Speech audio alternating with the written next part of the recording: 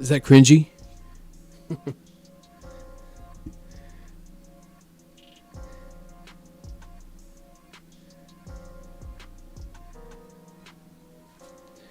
What is going on, everybody? How's everybody doing this morning? It is Thursday, May 13th of 2021, 10 a.m. Central. Tuning in for episode 17 of the BP Hero Podcast, Season 6. Can you believe it? It's kind of crazy to stop and think. I'm going to turn that down a little bit.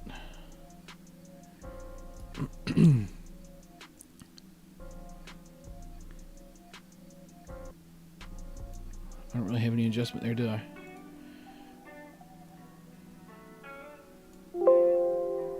There, how's that? I think that's a little better. I closed it.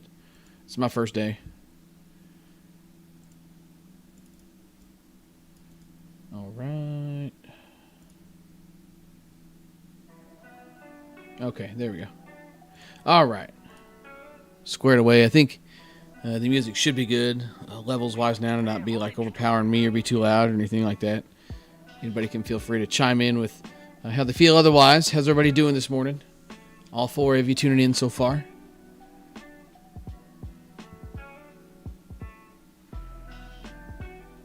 What's up, Jason? How you doing, man? How does my mic sound, though? Do I sound like too far away?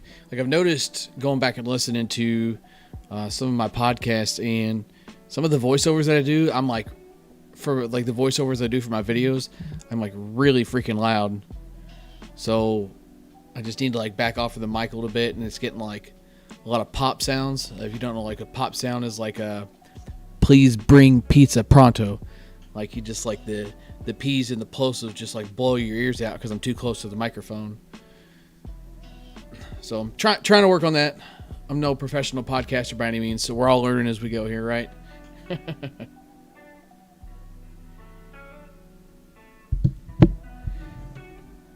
Sitting here doing my thing this morning. Sending a little bit of headbanger stuff. If you didn't catch the Dudley Doom Dan Smith video, I suggest you go watch that after the podcast, of course. I ended up selling 3 of those just last night from posting that video. Great bat. Super fun bat to swing. I'm really glad that I kind of went out of my way to swing that, because I've got kind of I wouldn't call it a golden rule, but kind of the rule I follow is try to stick with the current model year bats, just because if I don't, then, man, I could, I'd never stay caught up with stuff I wanted to swing or stuff I need to swing or stuff people are asking for reviews on. But Brian and I really enjoyed the Dudley Doom line from last year, and Tulio reached out to me and said, hey man, I got one of these Dan Smith Dooms, which caught my attention. I didn't realize there was a thing until I saw another softball content creator, Jamie Baker, posted a video on one, and I was very intrigued.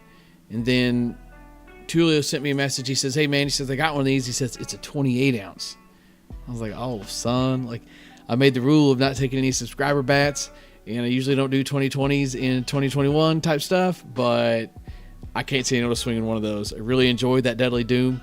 I was excited to swing one in a 28 with a 3 ounce end load at that. The Dudleys that we swung, so we swung the full ounce and the half ounce models for 2020 last year, and they were both a little bit on the light side for what Brian and I care for, but just barrel wise, you could tell that things were still performing.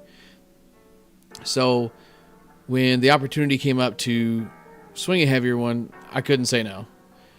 So we got the action with that, and actually sold 3 of those last night. That's the first time I posted a video of a bat and then turned around and sold bats that night. So that's really cool. I appreciate everybody reaching out and letting me support them, support their softball habits. It helps me, it helps you, it helps everybody. Super glad to be a part of that. Now, if we could just get somebody to buy 2-3 bats for every video I post, man, it'd be wild, right?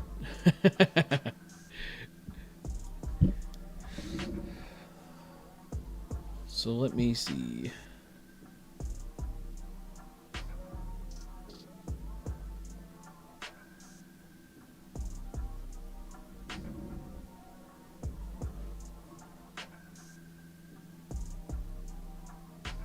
Sorry, I'm reading something here. I'm trying to do a little bit of price check. Oh,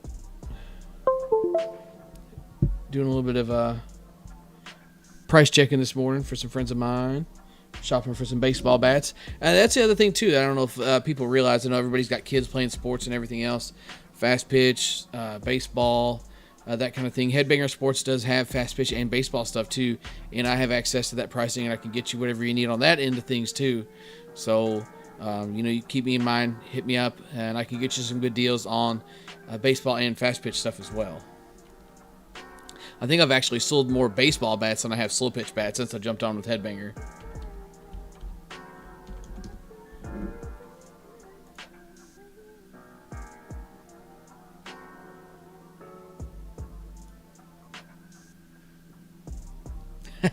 Jordan, you're in the comment section asking for a price check on my phone. You're a busy man.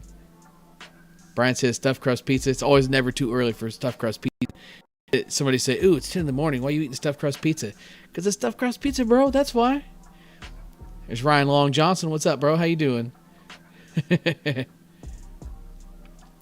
Yeah, Jason. I'm hoping to get the Freak 9R.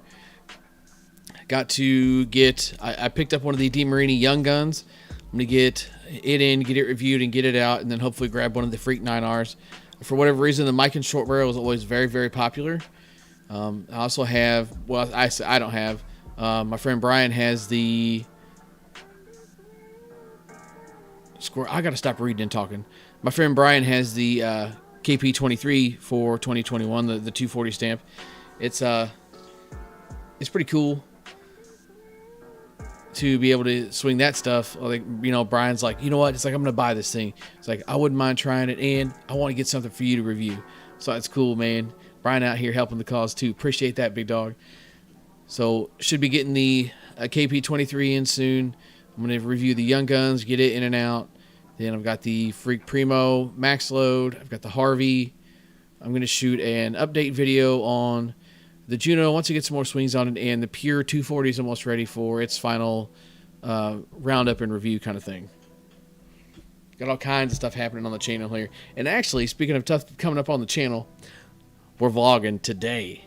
I started the vlog this morning, did a little bit of a garage workout, then coming in and doing the podcast. I got a couple errands to run, and then got to go to bed. Got a friend of mine that's in town. I'm looking forward to hanging out with my guy, Matt Allen. He's going to be in town. He's in town working. So I'm going to hang out with him tonight. I haven't seen him in like a year and a half. So that's going to be a lot of fun to catch up with him. And then go down to League and get my action in down there, record a little bit of that, and try to smash it all together and make a vlog. I'm trying to decide what we're going to do after the game. So Columbia's got a couple pretty fire ice cream spots. Not too far from the fields. I can't decide if I want to do that or just kind of kick it at the ball field. I got to look and see what time my guy Spencer plays. And wouldn't mind hanging out with him for a little bit. I run into him at the ball fields a lot, but it's always been I got to get going kind of thing. I like stopping and catching up with Spencer and Danny and those guys. So maybe we'll just kind of hang out and do that thing, because most of the time when I go play League, I'll go back home after League because it's like a 35-ish minute drive. I'll go back home and get cleaned up and kind of hang out at the house for a little bit, and then I got to leave for work around 10:45-ish to get back on the road. But my game tonight is at 8:15, so by the time I play at 8:15, game gets over at 9:15, assuming everything's on time and the game doesn't run late. You get out of the dugout and get situated and into the car by 9:30, 35-minute drive home. Literally, all I'm going to do is drive home and then shower and head right back. There's showers at work, so I'm just going to hang out at the ball field for a little bit, kind of do my thing there, and then basically just head to work, clean up, and then start the night there. So it'll work out. It's kind of a weird thing working midnights, is trying to make all that stuff work, but I found my way around it. Yeah, Ryan, we're definitely going to talk about Albert Pujols and the dirty doing that he got by the Angels. Not even close to right. I do not agree with that situation at all. Like, as far as how they handled the situation with the vet, I get money-wise and everything else. We'll get into it later. I'm not going to do it right now. Just kind of letting everybody kind of file in here. and then we'll get it started. And yeah, I am vlogging the podcast. Oh man, Jordan be out there. What time are you guys taking BP, Jordan? You be over on the soccer fields, I guess. So Jason said he saw Will's video on the Freak Non-R last night. Looked like it might be another fragile 240 bat. Or the fact that Will and his buddies are killers. Yeah, I mean, those dudes just hit the freaking crap out of the ball. I've had no compression issues out of my 240 reviews so far. But I'm also been kind of tiptoeing around them a little bit. So I haven't really tried testing out the durability a ton. The original plan when Brian bought the Freak 23 was to just kind of go full send with that thing and beat the crap out of it and see whatever happens. But we been trying to put some initial swings on stuff with the 52-300 ball just to get the bat a little bit loosened up before we kind of start in with all the hard stuff. And we put some swings on that. He looked at me, he said, you know what? He said, I might save this for the major. He says, I think I'm going to hang on to it. I might swing this for the major. So we're going to have to wait at least a little bit before we beat the crap out of it. It's like, that's fine. Maybe I'll do like an initial and then a post review of those two.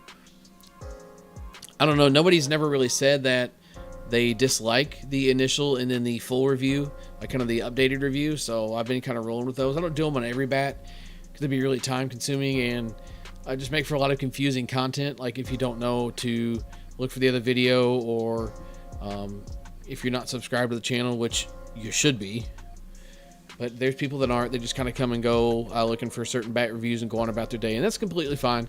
A view is a view, and people hanging out is people hanging out, so I'm here for it. Let's get Jordan this price on this bat real quick.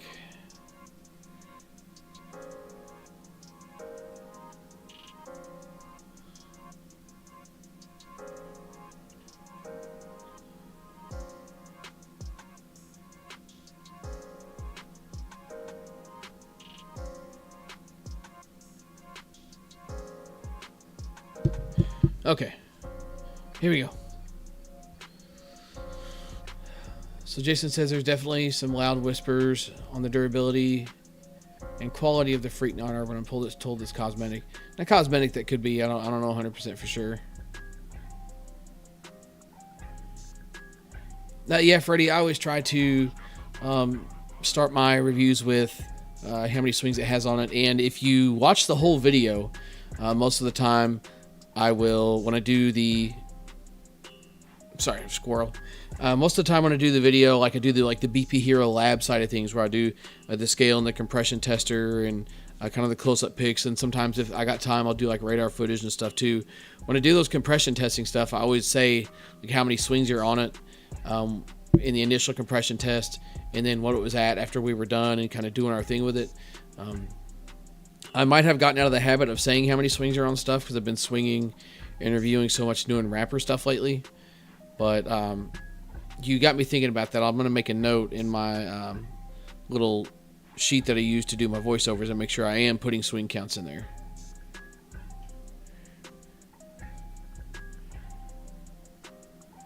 Jason, can we get a Jeep update? Well, I tell you what, about this Jeep update thing,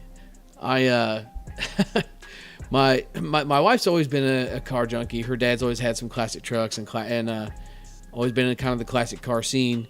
And not necessarily a classic, but she's always been a really big fan of the 04 to 06 GTOs. And I've got like some searches saved on Auto Trader just like to kill time at work sometimes.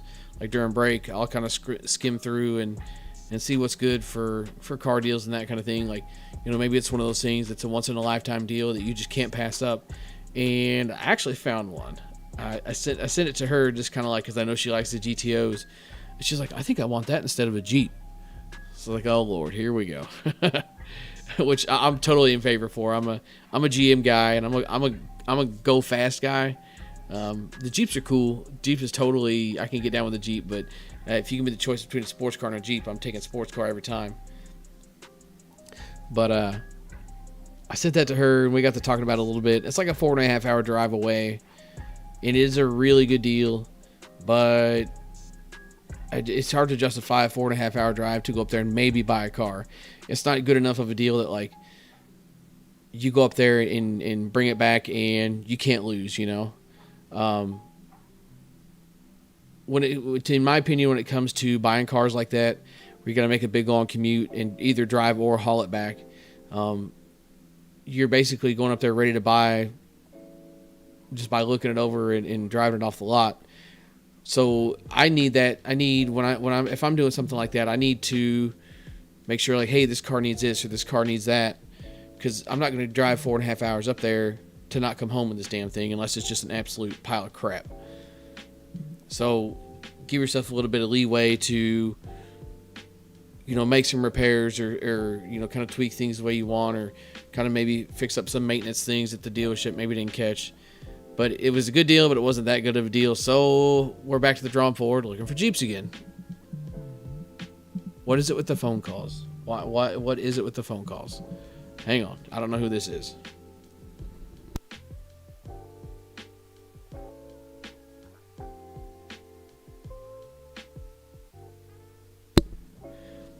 Why is it that at Thursday at 10 a.m., every time I want to sit down and podcast, my phone rings? It's annoying. I don't know. Like, my phone, it stays pretty busy between text messages and social media and everything else. But phone calls never seem to happen unless I'm in the middle of something. But I think it was just some kind of spam call, some kind of computer thing. So I just hung up the damn phone. Catching up with the comments. Oh, Brian says the Dan Smith Dudley is fire, fire, fire, mind blowing, mind blowing, mind blowing. Drool, drool, drool. Okay. You right.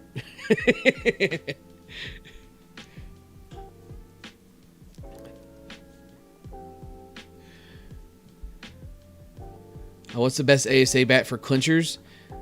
Seriously, it's not going to matter. You could swing a Monster. You could swing a $40 Walmart bat. Well, that may be an exaggeration. A decent composite bat. Like, I wouldn't spend a ton of money on something. What's going to make the most difference is the heaviest, most end-loaded thing you could find.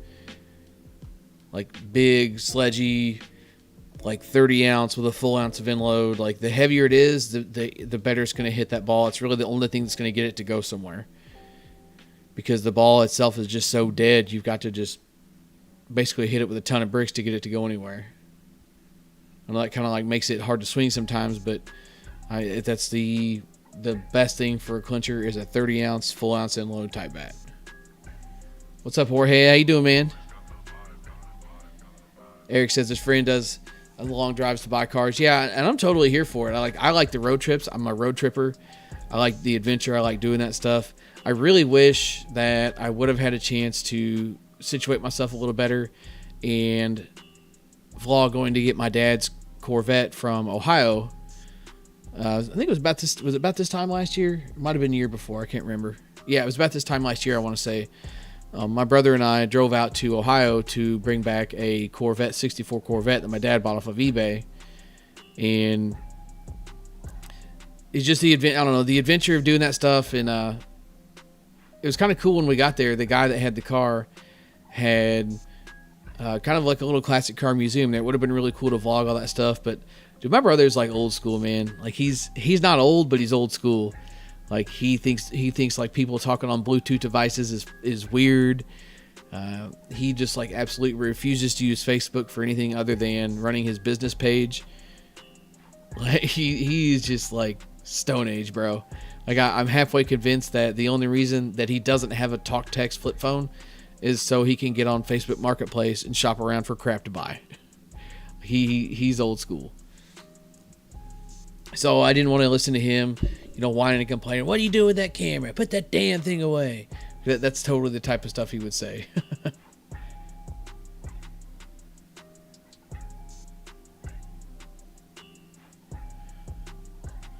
Ron says 24 ounce balance bat. Bat speed, bro. Yeah, right.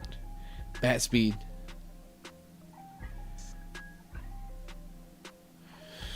Yeah, Jason, definitely check out the Dudley. Like I said, I should have mentioned it in the video as well. So the Dudley Doom there is a balance model, a half ounce model, a full ounce model, and those are just the standard regular Doom. They're going to have regular amounts of inload in them. Like they're all 1 ounce inload, they're all half-ounce inload. But the Dan Smith is special in the fact that it's got a heavy and progressively heavier inload. Like the 26 has got a 2 ounce, the 27's got a 2.5, and the 28's got a 3 ounce. And people freak out when they hear, oh my God, 3 ounce inload. Like Easton had a really bad problem selling bats. So I guess it was from 2013 on, basically. I should say 2013 on. 2013 to 2015, they did what they called progressive inload, which is the inload goes up more as the bat gets heavier. And the only thing people saw was, oh my God, this 27's got a 2 ounce inload. I can't swing that. Like, those are some of the smoothest swinging bats I've ever swung.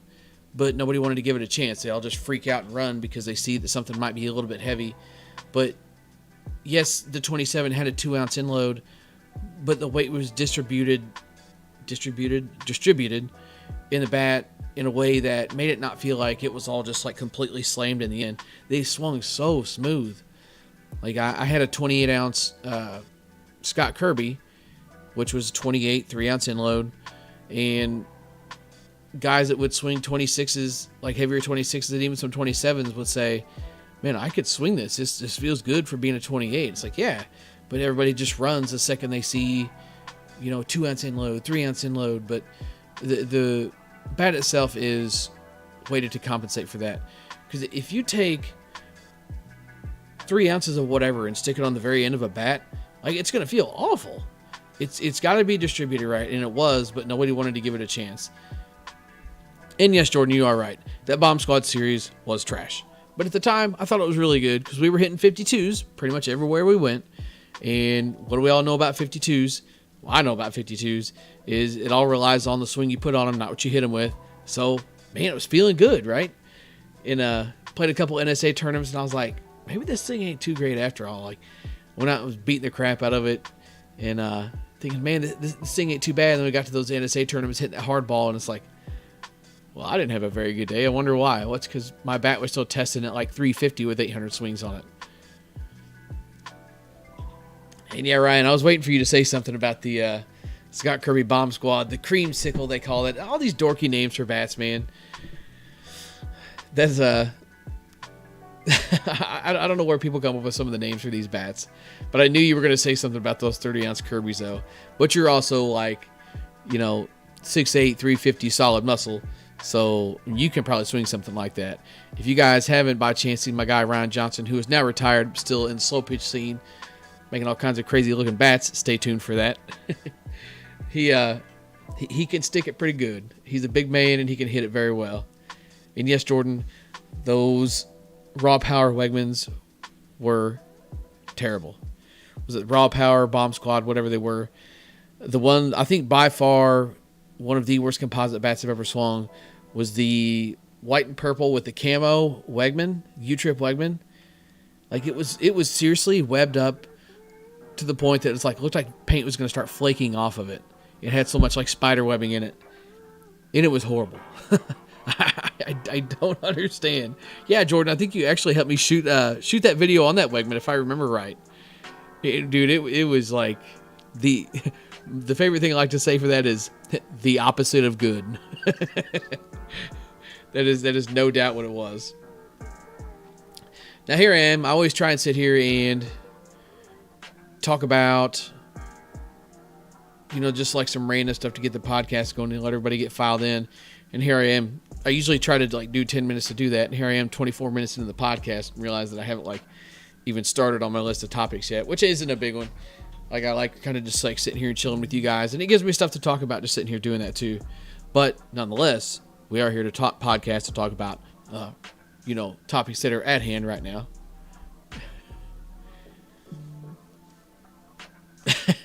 I'm taking this one, the opposite of good. Yeah, maybe we would put that on a t-shirt. Ben, I haven't seen any of the new two-piece Genesis yet. So funny story. I'm going to tell myself here a little bit with my bat knowledge. I actually screwed up and bought what I thought was a Louisville Slugger Z2000 240 stamp. So it gets here. I'm like, cool, whatever. I got this thing. I'm going to do a review on it. And I get it out of the box to go to the field, and I look down, and it's got a 220 stamp on it. So there goes $200 because I'll never be able to resell that thing. The internet has got everyone convinced that Louisville Slugger bats aren't any good, even though they are really good. And so I'm stuck with that thing. I've had it posted at $200, brand new in the wrapper, for almost 2 weeks, and I haven't even gotten a message on it. And no, Reggie, don't do many monster reviews on the channel. It's kind of a long story I'm not going to get into in the podcast right now, because if you're a regular to the podcast, you've heard it, and I'm not going to put you through that. We'll just basically say it's conflict of interest of many multitudes. The bats are good, but not worth what people pay for them. What's up, Sammy? How you doing, man? Sammy in the chat. See, I love, like, all the regulars always show up. It's my favorite thing ever. Like, my guy Virgil bought one of the Dan Smith Edleys last night, and sitting there talking with him. He pays me and everything. I was headed to work, so I just, hey, man, I said, catch you in the morning in the comments. He said, yeah. It's just kind of cool, man.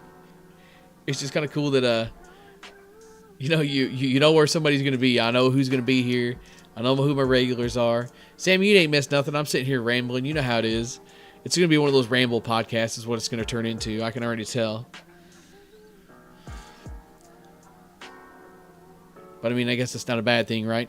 So, one thing I do want to talk about, I'm going to try and, like, yank myself back on the road here. So, my guy Adam, Fat Guy BP, who I have not seen, speaking of people that show up. Whoa. There we go. Speaking of people that always show up, I haven't seen him in the comments yet. My guy's slacking. He's always here. So I haven't seen him yet, but he posted a video. He went to the major out at Myrtle Beach this past weekend and got some slow motion clips of a lot of different hitters. And it's just kind of cool to see, like, the different styles of hitters, because he got a lot of different styles of hitters and a lot of different types of swings. It was interesting to see, like, he played the swing in real time and then played the swing in slow motion. It's just something you don't see a ton of. I mean, you had Ken Van Bogert with the Swing Makeover series that would go to softball spring training and things like that and get some slow-mo clips of some of the major players. And he's got a bunch of those now that are even still, it's not like they go bad. Swings don't go bad. Just kind of some of the new players that you don't see a ton of. So I thought that was kind of cool that Adam posted that video. You need to go over to Fat Guy BP and check that out. It's like a 4-minute video. It's just kind of interesting to see. And I've been working on in BP, kind of like working on shortening my stride up a little bit, just for a multitude of reasons. Shortening my stride up because, like, I felt my stride was like super long. Like, Brian is my BP partner. You guys see in all the videos. Brian's like 6'4". And I'm freaking 5'8" in heels, and somehow we can both almost have the same amount of stride. Like, something's wrong there. And it's not because Brian isn't striding far enough. I can tell you that. So I had to do something different. I kind of changed my approach a little bit, shortened my stride, kind of changed my positioning in the box. And I'm feeling really, really good. But kind of seeing that video drove home the point of, like, man, I really was overstriding. It was bad. Like, seeing some of those guys and the strides that they took, because I just kind of paid attention to that because that's kind of been on my mind lately.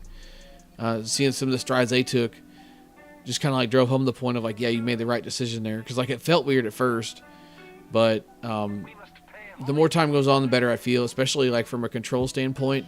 Not that I want to be the guy that's got to sit out there and pick a blade of grass and hit it, but I spent the entire year last year, I don't even know, I wouldn't even say it's struggling with an identity crisis. I don't know what the hell I was doing last year, but I was a dumpster fire at softball for a better part of the year. I'll go on record as saying that right now. That's probably offensively one of the worst years I've ever had. And just could not for the life of me figure out why. And a combination of things all kind of made me realize that, like, maybe I'm just overdoing it. Like, I'm overswinging. I'm trying to be not necessarily a hitter that I'm not, but there's more to hitting than what I think there is.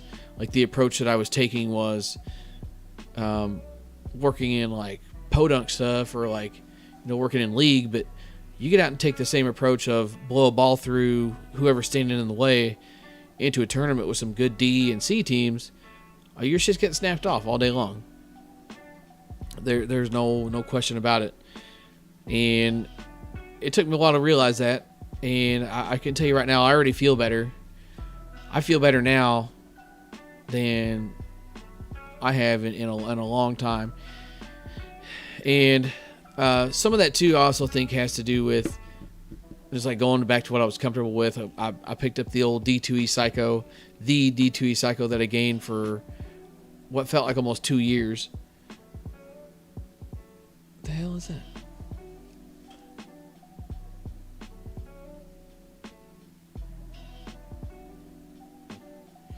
There's somebody knocking on the door. I mean, why not? I'm podcasting, so it's time for everybody to start calling and knocking on the door. But I just kind of went back to what I was comfortable with. It's not that I wasn't comfortable with the Pures, but it's just a mental thing, and I don't like to play mental games. But it was just kind of a mental thing of like, I was in my comfort zone, no doubt, swinging that D2E Psycho. So let's just go back to the basics and start there. Even being a big barrel, I'm a short barrel inload guy. But there's something about that big barrel, man. It just, that big old Psycho barrel, it's super soft. You cannot miss. It feels so good. I love it so much. So it just feels good to be like in somewhat of a groove and kind of locked in again. Yes, Mitchell, swing hard in case you hit it.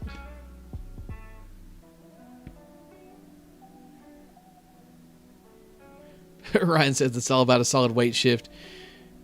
If we're hitting 450 dead center like a man, well, you're hitting 450 dead center like a man.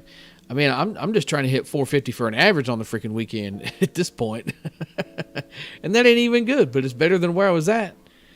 It just streaky, inconsistent was the streaky and inconsistent was the best way to describe my hitting last year, and it was time to make a change. So I made a couple changes, and I'm feeling pretty good about them. I'm going to sit here and jinx myself and probably go over for the next 20 games I play. But at least I can tell you, everybody, hey, that one time, you remember when I didn't hit like an idiot for like a month? Yeah, it's going to be dope. But I do think that the 240 bats are kind of helping with a little bit of that. Because, what's up, Mike? How you doing, man? I think the 240 bats kind of help with a little bit of that in the aspect of, like I said, I've said it before in a couple of the other podcasts. It's like they're going to make you earn your hits. The days of, putting 50 swings on a bat, letting it test 230, and then just going to town are gone. I'm not saying that they won't be back, but for now they're gone. You're going to have to like earn your hits. There's no more blowing a ball through the infield anymore. If you hit a ball hard, you got to put a little bit of thought in your swing if you got to swing a 240 bat. And if I'm going to be reviewing all these 240 bats, I got to at least like pull my head out of my ass and learn how to hit a little bit. So it's been good for a multitude of reasons. So I'm digging it so far. Brian, I'm done with you. I'm done with your shit. Somebody get this man out of here. Do I have a moderator in the chat?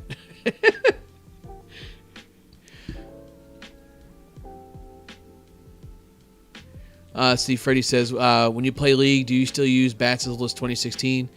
Or do you stay current? Man, I don't. I swing one bat for everything. Like, I think the last 4 or 5 years now. Maybe longer than that. Like, I swing one bat for everything. I show up to the park, I've got 2 bats in my bag.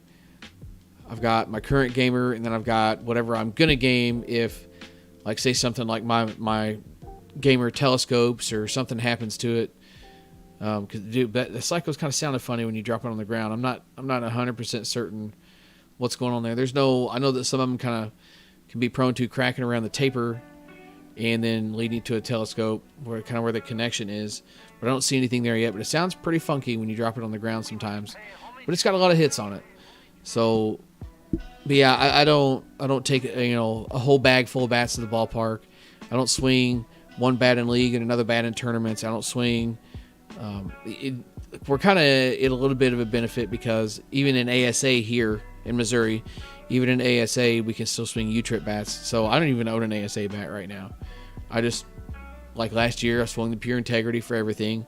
This year, I'm swinging the D2E Psycho for everything. Last year, or I guess it was the year before, the Pure Integrity, I swung the standard issue until softball fans came out with the Wildfire Flex, and then I swung that. So, I mean, it's just swing what you're comfortable with. The difference you pick up in performance going from an ASA to a good broken in U-trip bat is negligible if we're talking like going with a different set of specs or whatever else, which is another thing that kind of gets me with some of, this isn't even Monster. This is just like Monster and Anarchy and some of the hype brands is like, you're told it's so good, you're told it's so hot, you have to swing it. I've seen guys that game 28 ounce bats, they go up and swing a 25 ounce Monster because somebody told them it was good. Like you can't expect to go down 3 ounces and arguably Monster. To me, a lot of Monsters feel like mid-loaded, and that's kind of what I don't like about them. One of the things, and you go from a 28 in load or even a 27 in load to a mid-loaded feeling 25. Like, don't question yourself when you're not hitting well. You're constantly throwing yourself off. Show up to the ballpark with 2 bats in the bag, a gamer and a backup, and call it a day. That is one of my, like, if I ever get off my ass and go do it, I'm going to do a hitting tips with the BP Hero type video, and that's going to be one thing, is show up to the ballpark with 2 bats in the bag and only use one of them. You got guys that walking up to the ballpark, with 6 or 7 bats in the bag, and I used to be that guy too, don't get me wrong, but some of that's just a flex, like, hey, look what I've got. And you could make the argument of, well, people on the team need bats. That's fine, but don't swing them. Swing what you're swinging. Don't constantly switch around bats.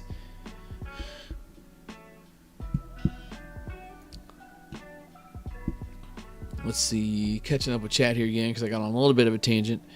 Been asked, JD, this might have already been asked before, but have you tinkered with the idea of making a video showing 10, 15-year-old bat testing at 260? So I'm actually working on something like that right now. I've got a couple of bats here at the house. I've got one of the very first years of the 220 stamp, which were still like ones that took a little bit of breaking in. And I've got some 240s here at the house. I've got a number of things I want to do. And if I can come across like specs wise, I'm trying not to get so hung up in the specs of stuff when it comes to comparing bats, but really the best comparison I've got right now is the 30 ounce bat with a full ounce in load and a 26 with a half ounce in load. That's just not really a good comparison because I'd like to get them both broken into the same point and put them on the radar. But when you're talking that much of a difference in weights, it's going to get kind of weird. So that is something I would like to do. I'd even like to compare a 220 to a 240, close in specs and testing somewhere around the same just to see if there is a difference. And I'm also planning on doing Classic M versus Pro M as well. I know that some people have been saying that the Pro M's are not good, and no disrespect to anybody, but I think they probably just bumped their head. Maybe with the Pro M because it's a rock. See, Ryan asked, do I feel like balanced bats are better for backside hitting? I recently switched to a short barrel end load and was having trouble with the backside swing. It's just probably because it's what you're comfortable with. If I take the time in BP to kind of commit to a balanced bat, like I have to change my approach when I swing a balanced bat in BP and just in balanced bat in general. So the end load in an unloaded bat, like I can kind of let the end load kind of drive and push through a ball for me. But when I swing a balanced bat, I've really got to like whip the bat. I've got to whip the bat and get the bat through the ball in order to get the drive that I need that the end load doesn't give me. And there are balanced bats that like I could totally with no hesitation put down an end load for. So I mean that's totally a thing. And it's just one of those things where you just probably need to put in the work if you're going to commit to the short barrel end load and you want to work on your backside swing. Just commit to it and go put in a little bit of work at BP because you're going from, I assume, big barrel balanced to short barrel end load, you're going through a lot of different things there. You're going from a big barrel with no weight in the end to a short barrel, which is going to be something that's going to, if you stop and think like lengths of barrels, you're talking about more barrel out towards the end, which is, and then you're also throwing end load on top of that. It's going to come through the zone differently as well. So it's just one of those things where you just need to go out and swing it and kind of get used to it. And, you know, if it's not for you, it's not for you. Don't be afraid to go back to your balanced bat if the end load thing doesn't work out. You know, I'm not sure why you switched to an end load, but if it's one of those things that you just wanted to try out and you decide it's not for you, go back to your balanced bat. There's so many good bats out there from ASA and even U-Trip that really nobody has a good reason to not find a good bat for them. So if balance is what you're comfortable with and you can't seem to find the swing and play the game they're used to playing, then you know, go back to the balanced bat. Because I can tell you right now, like, there are some balanced bats that I would questionably put down for my D2E cycle. I'm telling you.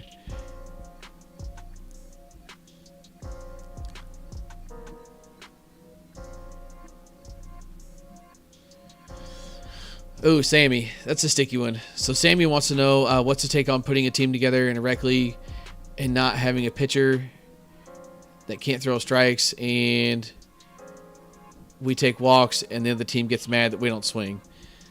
It depends. Like, if it's a complete blowout of a game, bail the guy out. But if it's close, I mean, you got to do what you got to do to win. I've stirred the pot more than a couple of times. If Brian's still in the chat, he knows what I'm talking about. I'm going to be a little bit vague here because I know involved parties are not listening, but I don't want us to make it back. But I've gotten a lot of crap before for making a pretty decent commute to go play League.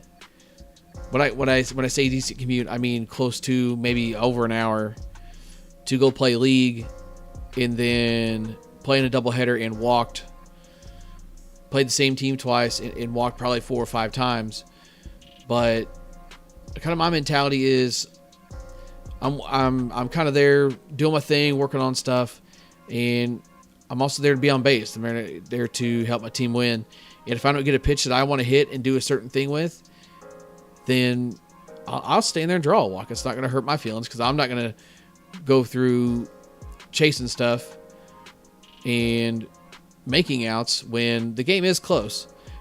And there's been a pitcher that has bitched at me, drive all this way just to come down here and walk. You should have just stayed home. I mean, you should have just learned how to throw a damn strike. That's all I've got to say about that. But if the game is a blowout, like, you know, just swing at something close. I mean, you would swing at something close in a tournament. Now, if we're talking like the dude's bad, maybe go help him out. You know, maybe go up to that pitcher and say, hey, man, you know, can I give you some tips? It looks like you might be, you know, needing a little bit of help. That's always another approach you can take too. I have done that a couple of times, like, you know, hey, try this grip on the ball or try doing this. Just try and do something it's going to help him out. It's going to help you guys out because you can hit a little bit better of a pitch. And, you know, hopefully he can apply that and maybe, you know, be comfortable enough to reach back out to you and, you know, get some help.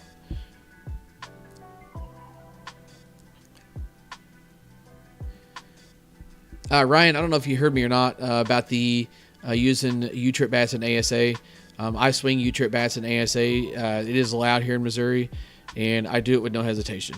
The ASA bats are better, but to me, I feel like the difference is negligible between a good ASA bat and a good broken-in U-Trip bat.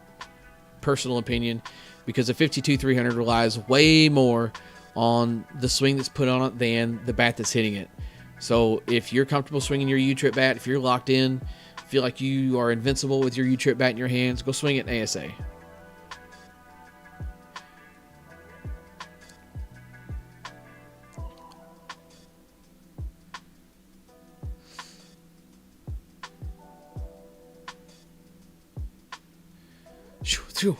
There, I think I'm all caught up.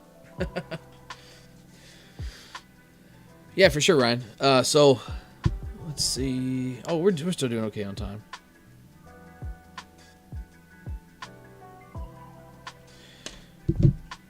Jordan, I'll get to you in a little bit. I don't know if you're still here or not. We can deal with all that then.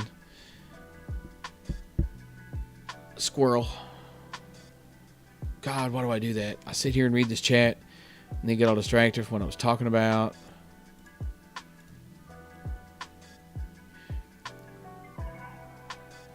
Yes, like a wise man once said, close your eyes and swing hard. Yes, Mike. So the Cardinals game is going to be on YouTube today. That's kind of cool.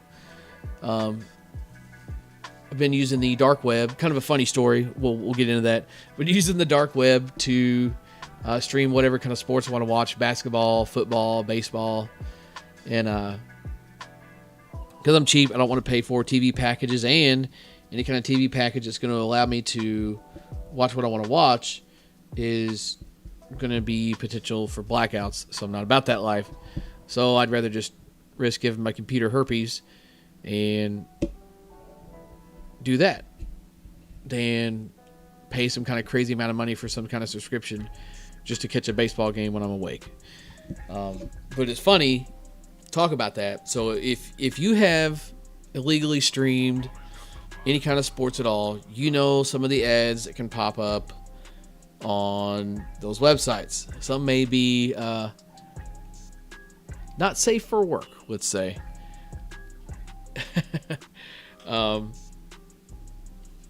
So there I am one night. The in-laws are over, and they're chilling. My father-in-law's in the bedroom with my daughter. They're playing Barbies and talking to my wife or whatever. And my mother-in-law comes in there to sit down with me and just kind of chat with me for a little bit. And I'm watching a basketball game. And sometimes when it comes to streaming sports online, your link may crash. You may have to refresh, or sometimes like if you go to like pause it or adjust the volume, it'll pop up an ad and you got to go through the whole thing over again. If you've done it, you know what I'm talking about. So I needed to refresh the page, and I go to refresh the page, and dude, I'm not gonna lie to you guys. I hope there's no ladies listening, and if there is, I mean no offense by saying there was a juicy ass booty, and sorry if you're at work as well, juicy booty in a thong, like right there, like in front of it's like the first thing you see on the screen. And I said, well, I said, how about that? I said, sometimes what you run into because she knows we don't have any TV services, we just stream everything. I said, sometimes I guess that's what you run into when you're streaming stuff off the internet. And she just goes, yeah, that's definitely something you can run into. In the whole back of my mind, I'm thinking, boy, I'd like to run into it, all right. But anyway, so it's like, man, that's awkward. Like I got this going on the screen, so I X out of it. And then refresh the page so I can, get this game going again. And then I get like more pop-ups running down the side of the screen. It's like single and Moberly, wanting to mingle, single and Moberly. I'm like, son of a bitch. Like, this is not good. And she's not real big on the internet. Like, she does not online shop. They're not up with that stuff, and that nobody's saying they got to be. So they don't do a ton of online shopping. They're very skeptical of the things they do on the internet. Like my mother-in-law just got a Facebook account and was very unsure of all that. And there's nothing saying that they can't be that way. I mean, not everybody has to live and die for the internet like some of us do. I'm guilty of that myself. But it was just kind of like awkward turtle of the century. I got all this like sexual stuff popping up, and my mother-in-law sitting here, and I'm kind of like, man, this is brutal. But it did not make me go pay for a subscription or anything. I just rode the storm out, got the basketball game back on, and it just went on about my night. But it was an adventure, I'll say that. Yeah, Ryan, that's probably what she was thinking, is you need Jesus, bro. That's probably what she was thinking. So, I don't know. YouTube will probably have a fit. Let's see.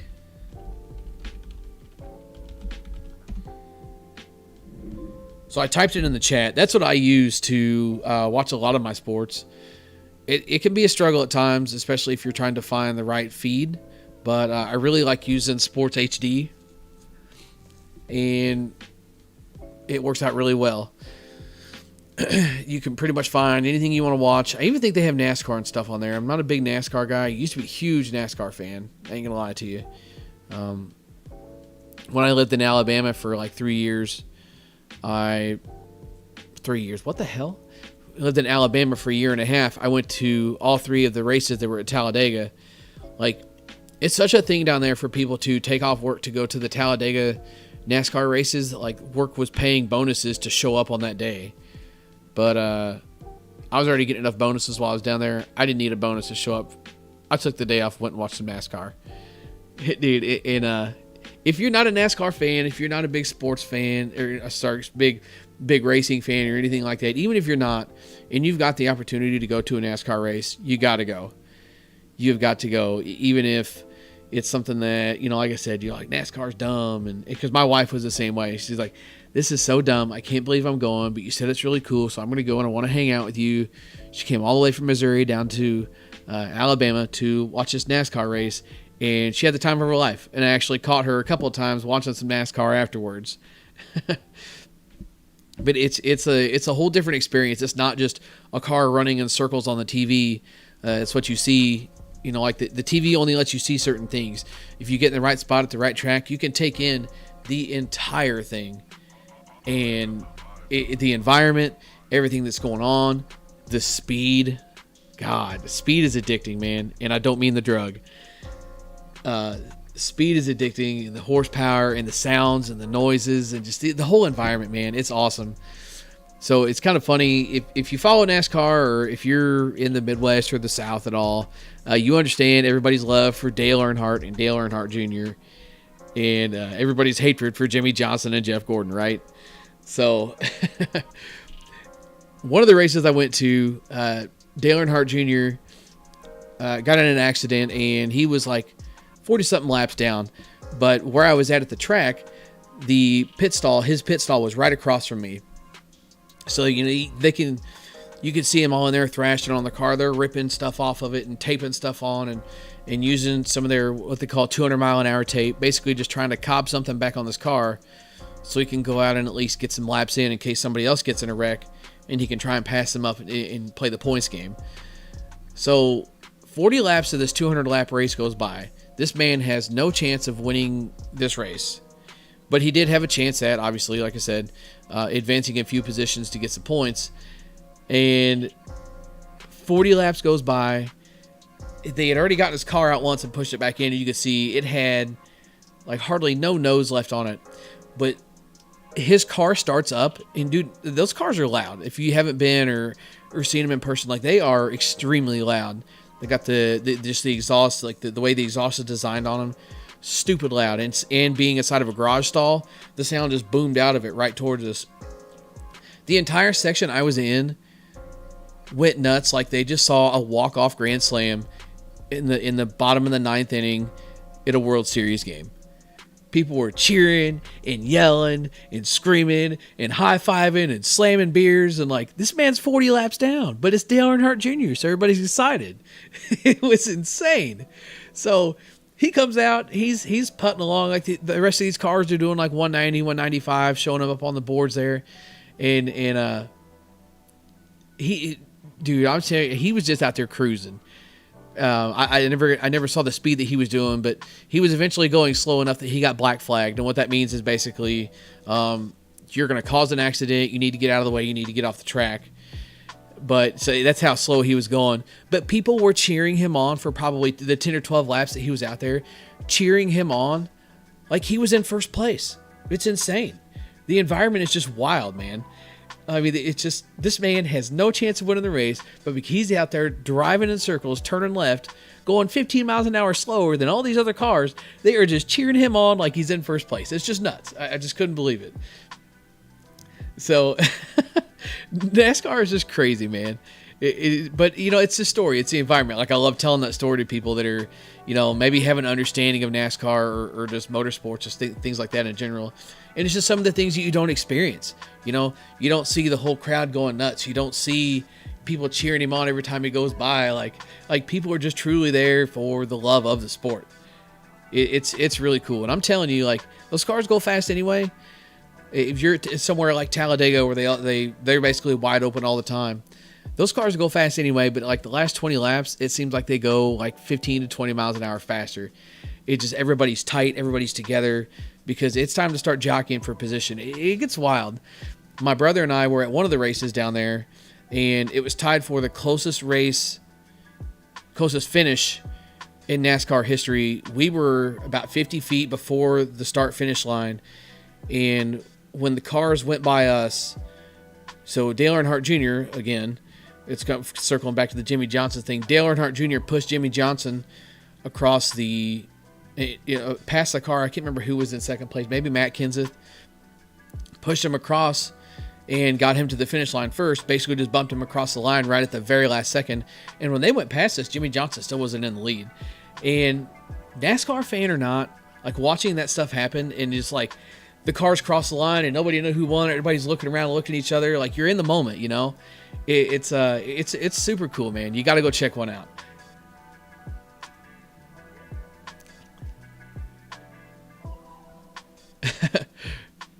Ryan says he hates NASCAR and went to Pocono for the first time. Yeah, Pocono would be a lot of fun too. Pocono was one of my favorite tracks. I liked NASCAR so much when I was a kid, I even used to play the NASCAR PlayStation games, and Pocono was one of my favorite tracks.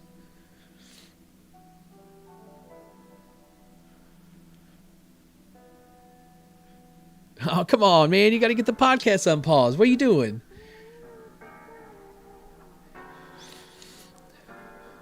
Oh, yeah. So, Mike, yeah, you work in that F1 track. That would be pretty cool. That's one thing I did want to do is go, like, see some F1 cars. I got a friend of mine who used to go to the Indy 500 every year.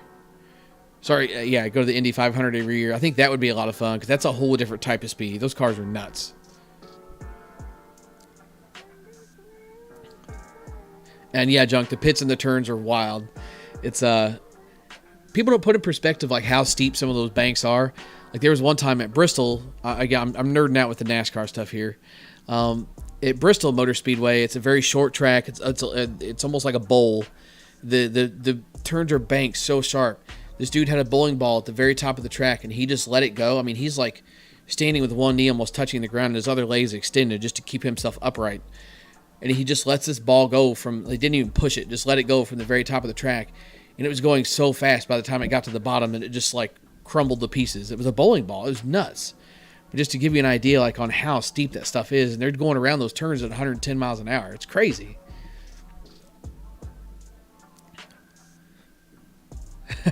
Just picture the woman in the box on Talladega Nights. KB18 all day. Hey, listen, man, I'm a Kyle Busch fan. I like Kyle Busch. He ain't afraid to stir it up. Ain't afraid to get all them shitheads stirred up. Make Kevin Harvick cry about something and go cry to his wife, and then his wife's got to say something dumb. I mean, if you're a NASCAR fan, you know.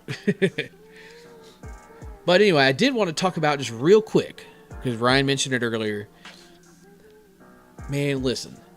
If you follow baseball, if you're a big baseball fan, if you're a Cardinals fan, if you're an Angels fan, if you live on the West Coast, at some point you have heard about the Albert Pujols thing that happened now 10 years ago, where he was a free agent. Cardinals wanted to give him, if I remember correctly, the Cardinals wanted to give him 8 years at however much money, and sorry, reading the chat again, Squirrel. The Cardinals wanted to give him, I believe it was an 8-year contract and an X amount of dollars, and he wanted 10 years. He said, I want to play 10 years. I want to play 10 years. And they said, no, we don't want you in 10 years. We only want 8 years. So he started fishing around for some offers, and the Angels made him an offer that he wanted. It was the right dollar amount that he wanted. And if you break down the numbers, if I remember correctly, you break down the numbers, what the Cardinals offered him yearly salary wise, basically the Angels matched that and then just added 2 years to the contract. So he made the same amount of money every year, but he just got the 2 extra years that he wanted. And by the time Pujols was like, hey, I got an offer I want from the Angels, and the Cardinals are like, look, listen, all right, you win. Like, we're going to give you what you want. You know, here's your 10-year contract for X amount of dollars. Pujols was like, no, you had your chance, and you didn't give me what I wanted. I'm leaving. And he was just about no question at the top of the game when he left St. Louis. It's been tough to watch the downfall that he has had going to Anaheim to go, or whatever they call themselves now, basically the Angels. Go to the Angels and have the downfall that he has had to the point that he got designated for a free agency. Like, they didn't need him. That's like, the man at the time was one of the best hitters to ever play the game in a stretch.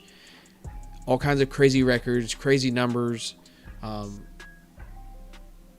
insane amount. I think he's, don't quote me on how many home runs he has. He has over 600 home runs. And it's just nuts that they're just like, all right, man, we're done with you. Now, if you stop and look at it from the Angels' perspective, they've got a first baseman that is playing extremely well. And basically with the MLB, it's just the day and age of baseball in general, and the MLB these days is like, you can just about get away with putting another shortstop at first base. That's what a lot of teams are just going to, just the freak athletes everywhere in the field.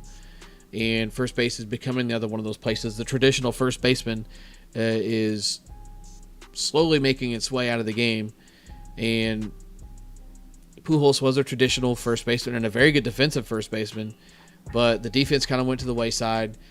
So he had that factored in. And then this first baseman that the Angels have currently playing right now had a monster year last year, and he is proving that it was not just a fluke. He is having another big year this year. So that basically pushes Pujols back to the DH position. And Shohei Ohtani is your DH. The dude comes out, throws 95-mile-an-hour heaters every 5 days, and then just goes and hits his ass off every day he's not pitching. It's insane, by the way. But Pujols is not hitting over him, except for maybe that one day of the week, and I'm not going to let a 200 hitter be my DH. Same concept in slow pitch here. Your EH really and honestly needs to be minimum 600, 650 hitter to really justify having him in the lineup. I understand that doesn't always happen, and that also incriminates myself as well. But that's just the facts, and especially you double down in slow pitch because your catcher basically needs to do the same thing. You're offering nothing to the game besides maybe directing traffic in the defense a little bit and throwing the ball back to the pitcher. Outside of that, I mean, your job is basically to hit and accommodate the pitcher and make a couple of plays at the plate this season. But anyway, so there's no room for Pujols in either position there. So the Angels like, look, we're paying this guy. We're just gonna have to let him go. And it sucks because nobody else really wants Pujols. There was a big deal to do about Pujols coming back and finishing as a Cardinal after this current season of his contract was up. But the problem is, if the Cardinals took him off waivers, then they would owe him what the Angels would have owed him for the year, which was, I want to say, close to, if not more than $20 million. And you've already got Matt Carpenter making close to $20 million, hitting 108 in 30-something games. So you can't have two of those on the bench. And, you're kind of in the same boat with Matt Carpenter to where you can't just cut him and cut your losses and go on. So the Cardinals really just can't do anything with it. And their roster is also full as well. So there's been a few rumors, of places he might go. Hopefully he does end up somewhere, because for a player to be that good and go out like that is just a disgrace. I get where the Angels are coming from like a personnel standpoint, but as a respect to one of the best hitters to ever step on the field, it's just kind of a slap in the face. It's I don't know if he'll maybe just kind of ride the year out, let whatever happens, and then maybe jump back in with the Cardinals. I would really like that, but I don't know that it'll happen. But we'll see. It just kind of the pool hole situation sucks. Ryan brought that up earlier, and I did say that I wanted to talk about it before I was done. But you guys got another Rambletron service of a podcast again today. I hope you don't mind. I think the last 2 or 3 podcasts I've done, I've had a list of stuff and like haven't almost hardly touched it. Like I've been like rolling over the same topics week to week to week, thinking I'm going to talk about them. I ended up sitting here talking about whatever you guys want to talk about in the chat. I hope you don't mind, because I really like it. I am so glad that I decided to give this podcast another go and go with the live feeds, and just it gives me a way to interact with you guys. It seems more personable that way. It's really cool. I'm thinking about running a second. I'm either going to do a second show. I've talked with Eric a little bit about this, my guy Eric's son here, about doing a second show. I could either do a second show on Facebook and make it something different, or I could just run this podcast a second day of the week and at nighttime, so the people that can't catch the morning show could catch the night show, and kind of do that just for another chance at some interaction. And I thought it'd be kind of cool. So, because I thought about hosting it somewhere like Facebook, or there is ways to live feed things like this on the Instagram as well. It's kind of more complicated, but I could do that. Like I said, in a couple of podcasts ago, I could even go to Twitch or somewhere, something like that. Just somewhere, a different platform, or I could just keep it here. Because the thing that would get weird if I did the BP Hero podcast on Facebook and on YouTube is then I'm doing episode 17 here, and then I want to do episode 18 on Facebook. Then I've got episodes all over the place. So I would just name it a different show and kind of go with that. But I'm thinking about doing that because I know I had a little bit of engagement on the Facebook page. It was just kind of a last minute thing where it just kind of jumped out of nowhere, and it seemed to go over okay. So maybe that's something we'll look into. But feedback on that for the live chat and whoever decides to catch up with this later, some feedback would be appreciated. If like a second show would be kind of cool, even if I just keep it on here. Just doing something. I could even let you guys pick the night and the time, as long as it's not too early or too late, and we can kind of roll with it and go from there.